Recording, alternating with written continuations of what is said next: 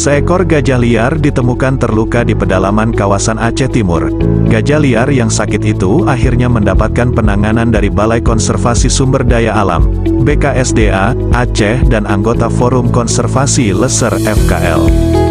Kapolres Aceh Timur AKBP Nova Suryandaru melalui Kapolsek Simpang Jernih Ibda Masweliadi mengatakan, keberadaan gajah tersebut diketahui oleh warga Dusun Pantai Cermin, Desa Pantai Kera, Kecamatan Simpang Jernih, Aceh Timur pada Jumat, tanggal 23 Februari lalu. Menurut keterangan warga, awalnya kawanan gajah liar tersebut masuk ke perkebunan warga berjumlah 6 ekor, terdiri dari 1 ekor induk jantan, 1 ekor induk betina dan 4 ekor anak gajah.